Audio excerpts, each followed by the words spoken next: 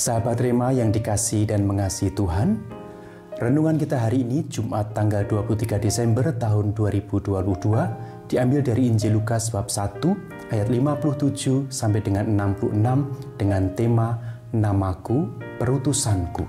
Saudara-saudariku yang dikasihi dan mengasihi Tuhan, apa arti sebuah nama? Ini adalah ungkapan seorang penulis bernama William Shakespeare. Ketika seorang suami atau istri akan mempunyai anak, mereka mulai mendiskusikan nama-nama yang mungkin bisa diberikan untuk anak mereka. Beberapa nama yang dipilih sungguh-sungguh indah, sangat keren, dan sungguh-sungguh nama itu sangat bagus diberikan kepada anaknya. Akan tetapi, ada juga nama yang nampak aneh. Misalnya anaknya Elon Musk itu namanya dah XE12. Ya, nggak tahu apa maksud dia memberi nama anaknya seperti itu. Ada nama-nama yang sungguh-sungguh aneh sehingga membuat sang anak barangkali ketika dewasa akan menjadi malu menyandang nama itu yang mungkin diberikan sembarang oleh orang tua kepada anaknya. Saudara-saudariku yang dikasihi dan mengasihi Tuhan, bagi orang Yahudi dan bahkan di zaman kuno, nama seseorang itu sungguh-sungguh penting. Karena nama ini membawa seluruh kehidupannya dan menentukan identitasnya sendiri, karakternya, dan tugas serta program yang harus dilakukan orang tersebut sepanjang hidupnya. Seperti misalnya, Malaikat Gabriel mengatakan kepada Santa Perawan Maria dan kepada Santo Yusuf untuk menamai anak yang ada dalam rahim sang perawan dengan nama Yesus atau Yesus yang berarti Tuhan menyelamatkan.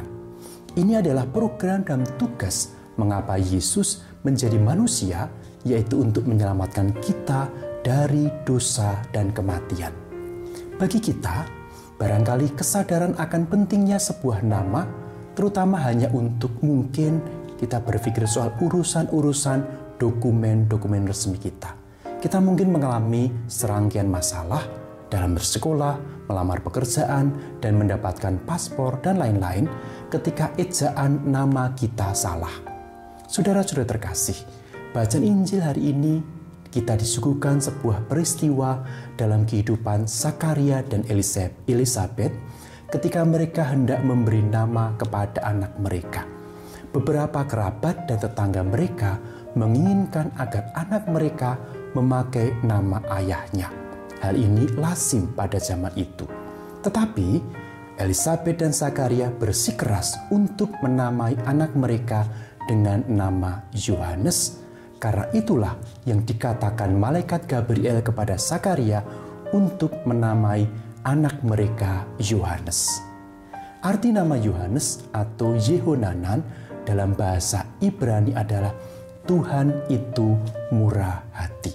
Oleh karena itulah, program dan tugas yang diterima Yohanes adalah untuk mengumumkan kepada semua orang bahwa Allah memang murah hati dan akan menyelamatkan kita dari dosa dan kematian melalui putranya yaitu Yesus. Dia akan membuka jalan bagi Yesus, membawa berita tentang Kristus dan membimbing orang-orang kepada Kristus. Saudara-saudariku yang dikasihi dan mengasihi Tuhan, nama Yohanes yang berarti Allah itu murah hati akan menuntun kita untuk merenungkan tentang kemurahan hati Allah. Tetapi yang menjadi pertanyaan bagi kita adalah, mengapa Allah menjadi manusia? Salah satu alasannya adalah untuk menyelamatkan kita.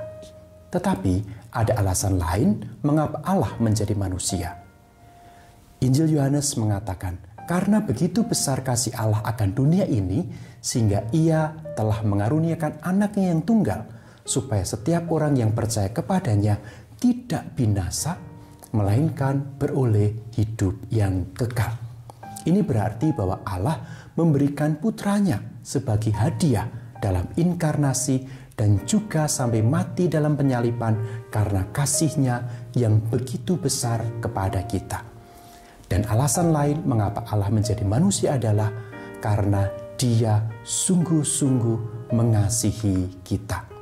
Saudara-saudariku yang dikasihi dan mengasihi Tuhan, Apa respon kita terhadap tindakan kemurahan dan kasih Allah kepada kita? Respon kita bisa berupa ketaatan kepadanya. Ketika Tuhan merencanakan sesuatu, kita percaya rencananya harus kita ikuti sampai ke detil-detil terakhir. Firman-Nya harus kita percayai. Itulah sebabnya Zakaria kehilangan kemampuan bicaranya karena ia meragukan perkataan malaikat bahwa istrinya akan melahirkan seorang anak laki-laki pada usia tuanya. Menyesuaikan diri dengan rencana Allah tidaklah mudah. Hal ini dibuktikan. Hal ini menjadi penyebab kejatuhan para malaikat yang kita dengar dalam kitab Wahyu bab 12 ayat 7. Atau juga dalam peristiwa kejatuhan manusia pertama di Taman Eden yang kita baca dalam Kejadian bab 3 ayat 1. Atau juga masalah dan konflik antara suami dan istri dan di dalam keluarga, atau juga perang antar bangsa dan negara. Itu semua terjadi karena susahnya kita menyesuaikan diri dengan kehendak Allah.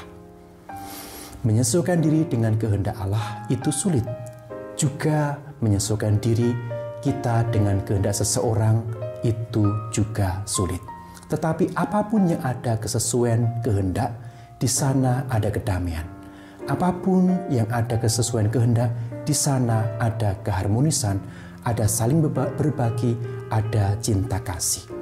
Ketika seseorang mempercayakan dirinya sepenuhnya ke tangan Tuhan, segala sesuatunya akan berjalan dengan baik. Santo Paulus mengungkapkan hal ini dalam suratnya kepada jemaat di Roma bab 8 ayat 28. Kita tahu bahwa Allah turut bekerja dalam segala sesuatu untuk mendatangkan kebaikan bagi mereka yang mengasihi kita, yang telah dipanggilnya sesuai dengan rencananya. Saudara-saudara terkasih, marilah kita selalu ingat bahwa Allah selalu bekerja di sekitar kita. Allah mengupayakan hubungan cinta yang berkelanjutan dengan kita secara nyata dan pribadi, dan kita mengenal Allah melalui pengalaman saat kita mentaatinya dan saat Ia menyelesaikan pekerjaan-pekerjaan penyelamatannya melalui kita. Semoga Allah berkenan memberkati hidup kita, keluarga, pekerjaan, dan seluruh niat-niat baik kita dalam nama Bapa dan Putera dan Roh Kudus. Amin. Keluarga kudus, doakanlah kami.